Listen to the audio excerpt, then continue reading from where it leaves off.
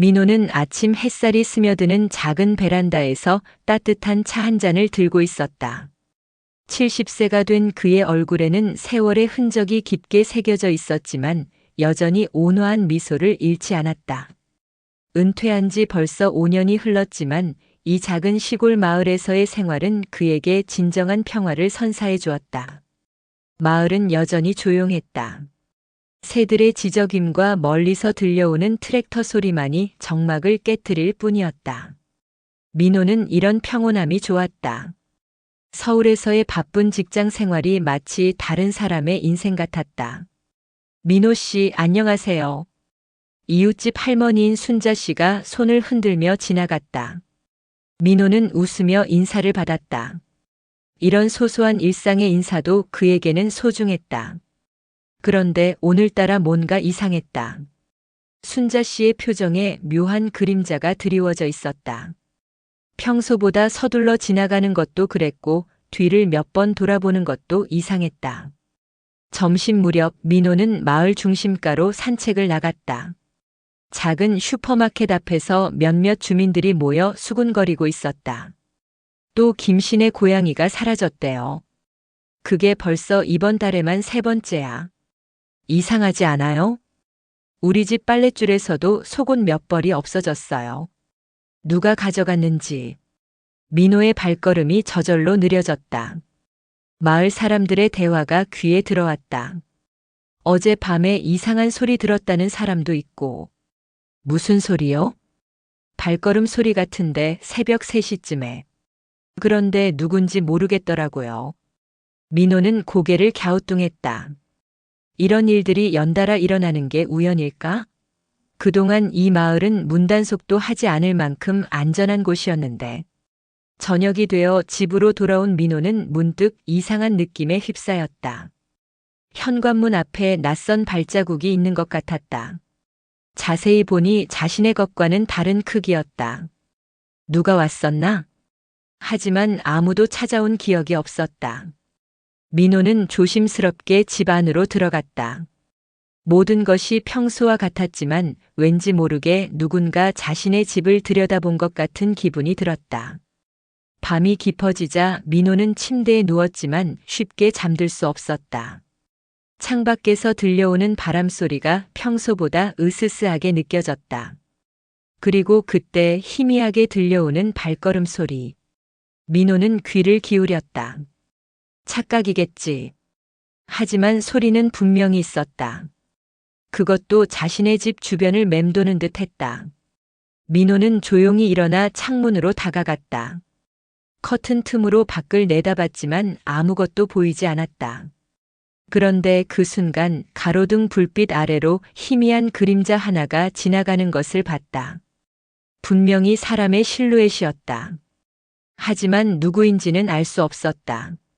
민호의 심장이 빨리 뛰기 시작했다. 이 평화로운 마을에서 도대체 무슨 일이 일어나고 있는 것일까? 다음 날 아침 민호는 어젯밤의 일이 꿈이었기를 바랐다. 하지만 현관 앞의 발자국은 여전히 그대로 있었다. 더군다나 우편함이 살짝 열려 있는 것을 발견했다. 평소에 꼼꼼히 닫아두는 습관이 있는 그였기에 분명 누군가 건드렸다는 뜻이었다. 민호는 불안함을 떨쳐내기 위해 오랜만에 마을 뒷산으로 산책을 나갔다. 산길을 걷다가 어린 시절 자주 놀던 바위에 도착했다. 50년이 넘게 지났지만 여전히 그대로 있었다. 영수야, 여기 올라와. 갑자기 어린 시절 친구 영수의 목소리가 들리는 것 같았다. 민호는 깜짝 놀라며 주위를 둘러봤다. 당연히 아무도 없었다. 하지만 이상하게 영수 생각이 자꾸만 났다. 영수. 그 친구는 어디서 무엇을 하고 있을까? 초등학교를 졸업한 후 영수네 가족이 갑자기 이사를 갔다. 그것도 아무런 인사도 없이. 당시 민호는 너무 서운했다. 가장 친한 친구였는데. 그런데 왜 갑자기 영수 생각이 날까? 민호는 바위에 앉아 기억을 되짚어봤다. 영수와 마지막으로 함께했던 그날. 그들이 발견했던 것. 아, 그래. 기억이 되살아났다. 초등학교 6학년 여름이었다. 민호와 영수는 이 산에서 놀다가 우연히 이상한 것을 목격했다. 어른들이 무언가를 땅에 묻는 모습을. 그때는 그냥 쓰레기를 묻는 줄 알았다. 하지만 그 다음 날 영수가 겁에 질린 표정으로 민호를 찾아왔다. 민호야, 어제 본 거 아무한테도 말하면 안 돼. 왜? 뭔데? 우리 아빠가 그러는데 위험한 사람들이래. 절대 말하면 안 된다고. 그리고 일주일 후 영순의 가족은 흔적도 없이 사라졌다. 마을 사람들은 아무도 그들이 어디로 갔는지 모른다고 했다.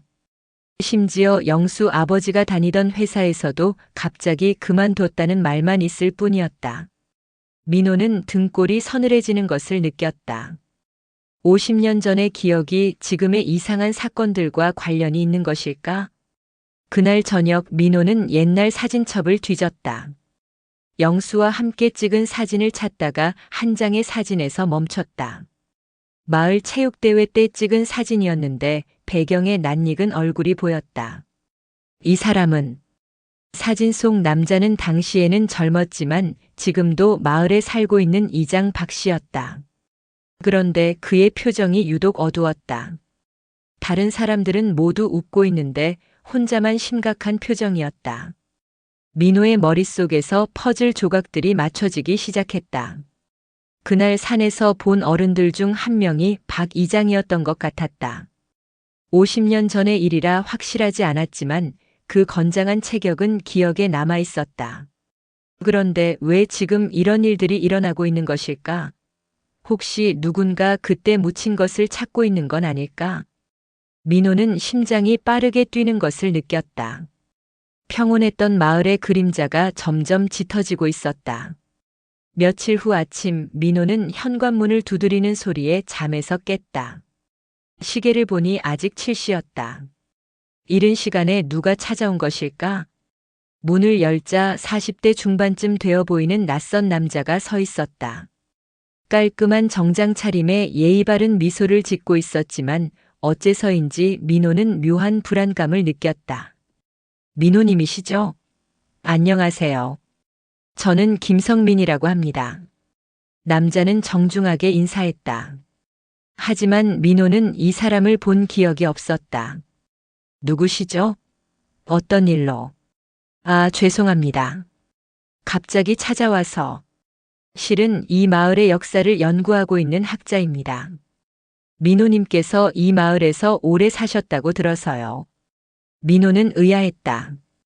자신이 이 마을에 온 지는 5년밖에 안 됐는데 어떻게 오래 살았다고 알고 있는 것일까?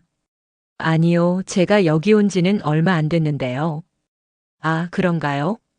김성민은 당황한 기색을 보이더니 곧 웃었다. 제가 잘못 알았나 보네요. 하지만 어릴 때 여기서 자라셨다고 들었는데. 민호의 심장이 쿵 떨어졌다. 이 사람이 자신의 과거를 알고 있다는 뜻이었다. 어떻게 그걸? 아, 마을 분들께 여쭤보면서 알게 됐습니다. 민호님께서 어릴 때 영수라는 친구와 자주 뒷산에서 놀았다고 하더군요. 이제는 확실했다. 이 남자는 단순한 연구자가 아니었다. 영수의 이름까지 알고 있다는 것은 그냥 우연이 아니었다. 민호는 최대한 침착하게 대답했다. 그런 친구가 있었죠. 하지만 오래전 일이라 기억이 잘 안 나네요. 혹시 그 친구와 함께 특별한 것을 본 적이 있나요? 마을의 역사와 관련된. 민호는 온몸에 소름이 돋았다. 이 사람은 분명히 50년 전 그 사건을 알고 있었다. 글쎄요, 잘 모르겠네요. 아이들이 뭘 특별한 걸 보겠어요. 김성민의 눈빛이 순간 날카로워졌다가 다시 부드러워졌다. 그렇군요. 혹시 영수님과 연락하고 계신가요? 연구에 도움이 될 것 같아서요. 연락 안 한 지 오래됐습니다. 아쉽네요. 그럼 혹시 영수님이 어디에 사시는지 아시나요? 민호는 고개를 저었다. 모릅니다. 어릴 때 이사간 후로 소식이 끊어졌어요. 김성민은 잠시 생각에 잠긴 듯 하다가 명함을 내밀었다. 혹시 나중에 기억나는 것이 있으시면 연락 주세요. 제 연구에 큰 도움이 될 것 같습니다. 민호는 명함을 받으며 이름을 다시 봤다. 김성민 향토사 연구소. 하지만 뒤쪽에 적힌 주소를 보니 이 지역이 아니었다. 김성민이 떠난 후 민호는 문을 꼼꼼히 잠갔다. 그리고 창문으로 그의 차가 사라지는 것을 지켜봤다. 검은색 세단이었는데 번호판이 서울이었다. 민호는 책상 앞에 앉아 명함을 다시 들여다봤다. 뭔가 이상했다. 종이 재질도 그렇고 인쇄 상태도 그렇고 마치 급하게 만든 것 같았다. 그는 스마트폰을 꺼내 향토사 연구소를 검색해봤다. 하지만 그런 이름의 기관은 검색되지 않았다. 민호의 손이 떨렸다. 김성민은 가짜 신분으로 자신을 찾아온 것이었다. 그럼 진짜 정체는 무엇일까? 그리고 왜 50년 전 일을 알고 있는 것일까? 창밖을 보니 어느새 해가 저물고 있었다. 민호는 문득 두려움을 느꼈다. 오늘 밤도 누군가 자신의 집 주변을 맴돌 것 같았다. 그날 밤부터 이상한 일들이 더 자주 일어났다.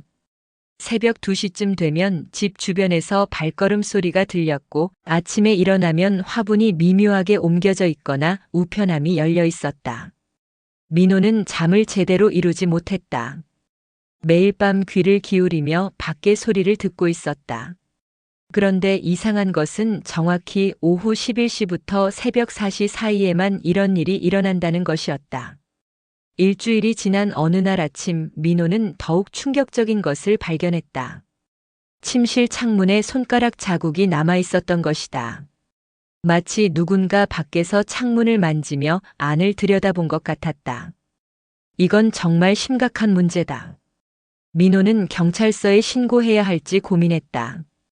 하지만 확실한 증거가 없었다. 발자국이나 손가락 자국만으로는 스토킹을 증명하기 어려웠다. 점심시간에 마을 슈퍼에 들른 민호는 주인 할머니로부터 더 불안한 소식을 들었다.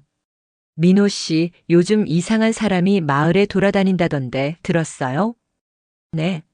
무슨 말씀이세요? 서울에서 온 사람 같은데 마을 사람들한테 이것저것 물어본대요. 특히 예전에 살았던 사람들 이야기를. 민호의 가슴이 철렁했다. 김성민 이야기였다. 뭘 물어봤는데요? 글쎄요, 50년 전에 이 마을에서 무슨 일이 있었냐고. 그리고 영수라는 사람 알았냐고도 물어봤다네요. 민호는 등골이 서늘해졌다. 김성민이 마을 곳곳을 돌아다니며 자신과 영수에 대해 조사하고 있었던 것이다. 혹시 그 사람이 뭐라고 했나요? 학자라고 하던데 사람들이 별로 말해주지 않으니까 화내더라고요. 특히 박 이장님한테 뭔가 따졌다가 쫓겨났다던데요. 박 이장. 민호는 다시 한번 그 이름을 되새겼다. 50년 전 그날 산에서 봤던 어른 중 한 명이 박 이장이었을 가능성이 높았다. 그날 저녁 민호는 집에서 저녁을 먹다가 갑자기 전기가 나갔다. 정전이었다. 하지만 이상하게 다른 집들은 불이 켜져 있었다. 민호네 집만 전기가 나간 것이었다. 민호는 손전등을 찾아 전기 계량기를 확인하러 밖으로 나갔다. 그런데 계량기 앞에서 발견한 것은 충격적이었다. 전선이 인위적으로 끊어져 있었던 것이다. 누가 이런 짓을? 그때 뒤에서 발걸음 소리가 들렸다. 민호는 재빨리 돌아봤지만 아무도 보이지 않았다. 하지만 분명히 누군가 있었다. 어둠 속에 숨어서 자신을 지켜보고 있었다. 민호는 서둘러 집 안으로 들어갔다. 문을 잠그고 휴대폰으로 전기 수리를 신고했다. 다행히 30분 후 전기가 복구됐다. 하지만 그날 밤 민호는 전혀 잠을 잘 수 없었다. 누군가 자신을 괴롭히고 있었다. 그리고 그 목적은 분명했다. 50년 전 그날의 비밀을 캐내는 것이었다. 민호는 결심했다. 더 이상 당하고만 있을 수는 없었다. 이제는 자신이 직접 진실을 파헤쳐야 할 때였다. 다음 날 아침 민호는 오래된 상자를 다락에서 꺼내왔다. 어린 시절 물건들이 들어있는 상자였다. 영수와의 추억이 담긴 물건들을 찾아보기 위해서였다. 상자 맨 밑에서 낡은 일기장을 발견했다. 초등학교 6학년 때 쓴 일기였다. 민호는 조심스럽게 페이지를 넘겼다. 7월 15일 맑음. 오늘 영수랑 뒷산에 갔다. 어른들이 뭔가 묻는 걸 봤는데 영수가 말하지 말라고 했다. 무서웠다. 7월 22일 흐림. 영수네가 이사 간다고 한다. 갑자기 왜? 너무 슬프다. 영수 아빠가 무서운 표정이었다. 일기를 보니 당시의 기억이 생생하게 떠올랐다. 영수의 아버지는 평소와 달리 매우 경직된 표정이었고 영수는 내내 불안해했다. 민호는 일기장을 덮고 생각에 잠겼다. 그날 어른들이 묻은 것이 무엇일까? 그리고 왜 영수네 가족은 그렇게 급하게 떠나야 했을까? 오후에 민호는 용기를 내어 박 이장을 찾아갔다. 이장은 마을 회관에서 서류를 정리하고 있었다. 이장님 안녕하세요. 아, 민호 씨. 어서 오세요. 무슨 일이세요? 박 이장의 표정은 평상시와 다름없었다. 하지만 민호는 그의 눈빛에서 미묘한 경계심을 읽을 수 있었다. 요즘 마을에 이상한 사람이 돌아다닌다고 들었는데요. 아, 그 서울에서 온 사람 말씀이시군요. 귀찮게 굴어서 쫓아냈습니다. 무슨 연구한다면서 이것저것 캐묻더라고요. 뭘 물어봤는데요? 박 이장이 잠시 망설이더니 대답했다. 50년 전 이야기래. 그때 이 마을에서 무슨 일이 있었냐고. 말도 안 되는 소리를 하더라고요. 어떤 소리요? 뭔가 묻힌 게 있다는 둥. 헛소리죠. 이 마을에서 50년을 산 제가 모르는 일이 어디 있겠어요. 하지만 박 이장의 목소리에는 확신이 없었다. 오히려 뭔가 감추고 있는 것 같았다. 민호는 조심스럽게 물었다. 혹시 영수라는 아이 기억나세요? 50년 전에 살았던. 박 이장의 얼굴이 순간 굳어졌다. 영수? 모르겠는데요. 그때는 워낙 오래전이라. 하지만 그의 반응은 분명히 영수를 기억하고 있다는 것을 보여줬다. 민호는 더 이상 묻지 않고 마을 회관을 나왔다. 집으로 돌아가는 길에 민호는 뒷산으로 향했다. 50년 전 그 장소를 다시 찾아보기 위해서였다. 어린 시절의 기억을 따라 산길을 올라갔다. 30분쯤 걸어 올라가니 익숙한 바위가 나타났다. 그리고 그 근처에 민호는 숨을 멈췄다. 땅이 최근에 파헤쳐진 흔적이 있었다. 누군가 이미 이곳을 파본 것이었다. 민호는 주변을 자세히 살펴봤다. 삽으로 판 자국이 여러 곳에 있었고 심지어 나무 하나가 뿌리째 뽑혀 있었다. 누군가 무언가를 찾기 위해 이곳을 뒤진 것이었다. 그런데 찾은 것일까, 못 찾은 것일까? 파헤쳐진 구덩이들은 모두 다시 흙으로 덮여 있었다. 민호는 가슴이 두근거렸다. 김성민이 이미 이곳에 와서 찾고 있던 것을 찾았을 수도 있었다. 아니면 아직 찾지 못해서 자신을 괴롭히고 있는 것일 수도 있었다. 해가 저물기 전에 서둘러 산을 내려온 민호는 집에서 다시 옛 사진들을 뒤졌다. 그날의 단서가 될 만한 것이 있을지 모르기 때문이었다. 그리고 마침내 찾았다. 영수와 함께 찍은 사진 중 하나에서 배경에 그 바위가 보였다. 그런데 사진을 자세히 보니 바위 근처에 작은 표시가 있었다. 나무에 새겨진 것 같았다. 민호는 내일 다시 그곳에 가서 그 표시를 찾아보기로 했다. 50년의 비밀이 드디어 밝혀질 수도 있었다. 다음 날 새벽 민호는 뒷산으로 향했다. 아직 해가 뜨기 전이라 산길은 어둠에 쌓여 있었다. 손전등을 켜고 조심스럽게 걸었다. 바위 근처에 도착한 민호는 어제 사진에서 본 표시를 찾기 시작했다. 50년이 지났으니 희미해졌을 것이지만 흔적은 남아있을 것이었다. 20분쯤 찾다가 드디어 발견했다. 오래된 참나무에 YM이라는 글자가 새겨져 있었다. 영수형 -수와 민호민 -호의 이니셜이었다. 어린 시절 둘이 함께 새긴 것이었다. 그런데 그 나무 밑에 최근에 묻힌 듯한 흔적이 있었다. 민호는 조심스럽게 손으로 흙을 파기 시작했다. 얼마 파지 않아 딱딱한 것이 손에 닿았다. 플라스틱 봉지였다. 안에는 낡은 신문 스크랩과 사진 몇 장이 들어 있었다. 신문 제목을 보니 50년 전 날짜였다.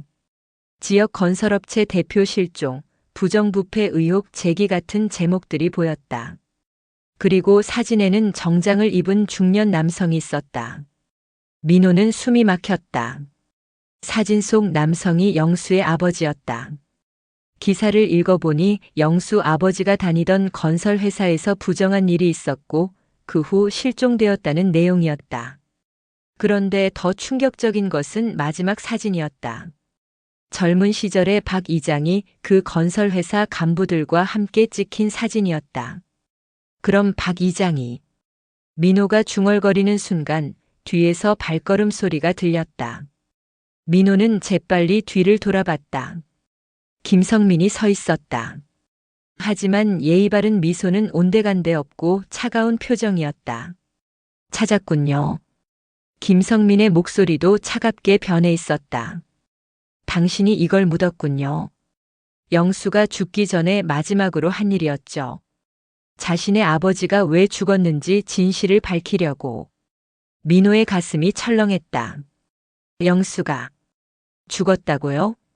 3년 전에 병으로 죽었습니다. 하지만 죽기 전에 저에게 부탁했죠. 아버지의 원수를 갚아달라고. 당신이 영수의 아들입니다. 김영수의 아들 김성민. 민호는 온몸에 힘이 빠지는 것을 느꼈다. 영수가 죽었다는 사실보다도 그의 아들이 복수를 위해 찾아왔다는 것이 더 충격적이었다. 아버지는 항상 말했습니다.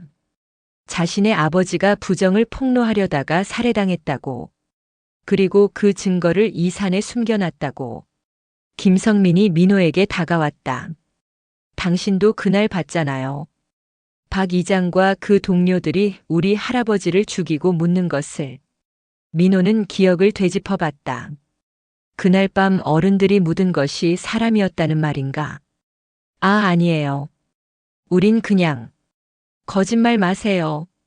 김성민의 목소리가 커졌다. 아버지가 모든 걸 기억하고 있었어요. 당신과 함께 목격했다고 했어요. 민호는 절망감에 휩싸였다. 어린 시절 무심코 본 것이 이렇게 큰 비밀이었다니. 증거를 찾았으니 이제 박 이장을 법정에 세울 수 있어요. 김성민이 신문 스크랩을 들며 말했다. 하지만 당신의 증언이 필요해요. 저는 아무것도 확실히 기억나지 않아요. 김성민의 눈빛이 위험하게 변했다. 그럼 어쩔 수 없네요. 다른 방법을 써야겠어요. 그 순간 민호는 본능적으로 위험을 감지했다. 김성민이 무언가 위험한 것을 계획하고 있었다. 기다려요. 제가 도와드릴게요. 하지만 이미 늦었다. 김성민은 주머니에서 무언가를 꺼냈다. 작은 주사기였다. 미안해요, 민호 할아버지. 하지만 아버지의 원한을 풀어야 해요. 민호는 도망치려 했지만 나이든 다리로는 젊은 김성민을 따돌릴 수 없었다. 순식간에 붙잡혔고 목에 차가운 것이 닿는 느낌이 들었다. 의식이 흐려지면서 민호는 생각했다. 이렇게 끝나는 건가? 민호가 정신을 차렸을 때 자신은 어둡고 차가운 곳에 있었다. 손과 발이 묶여 있었고 입에는 테이프가 붙어 있었다. 희미한 불빛이 들어오는 곳을 보니 지하실 같았다. 민호는 주변을 둘러봤다. 오래된 농기구들이 놓여 있는 것으로 보아 누군가의 창고 지하실인 것 같았다. 발걸음 소리가 들리더니 김성민이 나타났다. 하지만 그의 뒤에 또 다른 사람이 따라왔다. 놀랍게도 박 이장이었다. 깨어났군요. 박 이장이 차분하게 말했다. 민호는 혼란스러웠다. 김성민과 박 이장이 함께 있다는 것은 무슨 뜻일까? 김성민이 민호의 입에 붙인 테이프를 제거했다. 이게 무슨 일입니까? 민호가 어렵게 말했다. 박 이장이 의자에 앉으며 말했다. 민호 씨, 오해가 있었던 것 같습니다. 사실 김성민 씨와 저는 같은 편입니다. 무슨 말씀이세요? 50년 전 그 사건에 대해 말씀드리죠. 박 이장의 목소리에는 깊은 피로감이 묻어 있었다. 그때 저는 아직 젊은 공무원이었습니다. 이 마을에 큰 개발 사업이 있었는데 건설업체에서 부정한 일이 벌어지고 있었어요. 민호는 집중해서 들었다. 영수 아버지 김정호 씨는 그 부정을 폭로하려 했습니다. 하지만 그러면 많은 사람들이 피해를 봤을 거예요. 마을 전체가 어려워졌을 거고요. 그래서 죽인 건가요? 아니요. 박 이장이 고개를 저었다. 김정호 씨는 죽지 않았어요. 우리가 그분을 안전한 곳으로 피신시킨 겁니다. 민호는 어리둥절했다. 그럼 그날 묻은 건 가짜 시체였어요. 김정호 씨가 죽은 것처럼 꾸미기 위해서. 김성민이 끼어들었다. 맞아요. 우리 할아버지는 살아계셨어요. 가명으로 다른 지역에서 살았습니다. 그럼 왜 이런 짓을? 민호가 물었지만 박 이장의 다음 말에 더 큰 충격을 받았다. 진짜 문제는 따로 있었어요. 그 개발 사업을 주도한 사람이 민호 씨, 당신 아버지였습니다. 민호는 머리가 하얘졌다. 제 아버지가? 서울에서 온 투자업자였죠. 이 마을을 속여서 헐값에 땅을 사들이려 했어요. 김정호 씨가 그걸 막으려 했고요. 민호는 기억을 되짚어봤다. 아버지가 가끔 이 마을에 온다고 했던 기억이 났다. 그리고 어느 날 갑자기 사업이 잘못되어 많은 돈을 잃었다고 했던 것도. 그럼 제가, 네, 민호 씨. 당신은 모르셨겠지만 가해자의 아들이었어요. 김성민이 차갑게 말했다. 저희 가족이 뿔뿔이 흩어져야 했던 이유도 당신 아버지 때문이에요. 민호는 절망에 빠졌다. 자신이 피해자라고 생각했는데 사실은 가해자의 아들이었다니. 그럼 저를 어떻게 하려는 건가요? 박 이장이 일어났다. 우리는 복수를 원하는 게 아닙니다. 다만 진실을 밝히고 싶을 뿐이에요. 당신 아버지가 훔쳐간 땅 문서들이 어디 있는지 알고 싶어요. 김성민이 말했다. 그걸로 마을 사람들에게 보상을 할 수 있어요. 민호는 생각했다. 아버지의 서재에 오래된 서류들이 있었던 기억이 났다. 어릴 때는 뭔지 몰랐지만 지금 생각해보니 그것들일 수도 있었다. 아버지 집에 있을 수도 있어요. 그런데 그때 갑자기 지하실 문이 열리며 누군가 내려왔다. 놀랍게도 경찰이었다. 모두 손들고 나와. 민호는 더욱 혼란스러워졌다. 무슨 일이 벌어지고 있는 것일까? 그런데 더 놀라운 것은 경찰과 함께 내려온 사람이었다. 머리가 하얀 노인이었는데 어디서 본 듯한 얼굴이었다. 영수.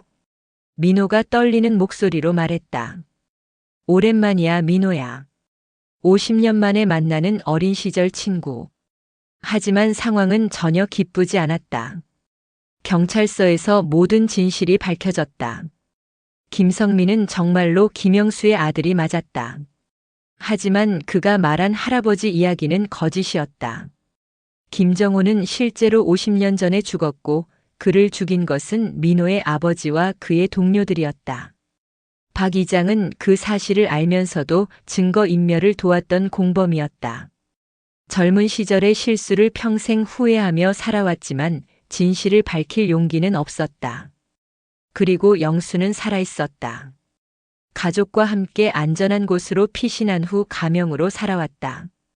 아버지의 죽음을 알았지만 복수 대신 평범한 삶을 선택했다. 하지만 아들 성민은 달랐다. 아버지로부터 들은 이야기를 바탕으로 복수를 계획했고 박 이장을 협박해 공범으로 만들었다. 민호야, 미안해. 영수가 경찰서 앞에서 말했다. 내 아들이 저지른 일이야. 민호는 고개를 저었다. 아니야, 영수야. 미안해야 할 사람은 나야. 내 아버지가 저지른 일이니까. 두 늙은 친구는 50년 만에 마주보며 눈물을 흘렸다. 어린 시절 함께 뛰어놀던 그때로는 돌아갈 수 없었지만 적어도 진실은 밝혀졌다. 민호는 아버지의 집에서 찾은 서류들을 모두 경찰에 제출했다. 50년 전 부정하게 취득한 토지 문서들이었다. 이제 마을 사람들이 정당한 보상을 받을 수 있게 됐다. 김성민은 협박과 감금 혐의로 처벌받게 됐지만 민호는 선처를 부탁했다. 그의 분노가 이해되기 때문이었다. 박 이장은 50년 전의 진실을 모두 털어놨다. 증거인멸과 공모 혐의를 받게 됐지만 나이를 고려해 실형은 면했다. 한 달 후 민호는 다시 마을로 돌아왔다. 하지만 이제는 모든 것이 달라 보였다. 평화로워 보였던 마을의 그림자 속에 숨겨진 비밀들이 모두 드러났기 때문이었다. 영수가 찾아왔다. 이제는 서로 연락을 주고받으며 지낼 수 있었다. 민호야, 우리 다시 친구하자. 물론이지, 영수야. 두 사람은 어린 시절 함께 뛰어놀던 뒷산으로 올라갔다. 그 바위는 여전히 그 자리에 있었고 나무에 새긴 YM도 희미하게 남아 있었다. 그때는 몰랐지만 우린 역사의 증인이었구나. 영수가 말했다. 맞아. 하지만 이제는 진짜로 평화로운 시간을 보낼 수 있을 거야. 민호는 답했다. 마을에는 다시 평온이 찾아왔다. 하지만 이번에는 진짜 평온이었다. 더 이상 숨겨진 비밀이나 그림자는 없었다. 민호는 매일 아침 베란다에서 차를 마시며 마을을 바라봤다. 이제는 두려움이 아니라 희망으로 하루를 시작할 수 있었다. 50년간 숨겨졌던 진실이 밝혀지고 상처받은 사람들이 치유되며 잃어버린 우정이 되찾아졌다. 인생의 황혼기에 찾아온 시련이었지만 민호는 오히려 더 깊은 인생의 의미를 깨달을 수 있었다. 진실은 아프더라도 반드시 밝혀져야 하고 용서는 복수보다 더 큰 힘을 가지고 있다는 것을. 그리고 무엇보다 진정한 우정은 시간과 시련을 초월한다는 것을 알게 됐다. 민호의 새로운 하루가 시작됐다. 이제는 정말로 평온한 마을에서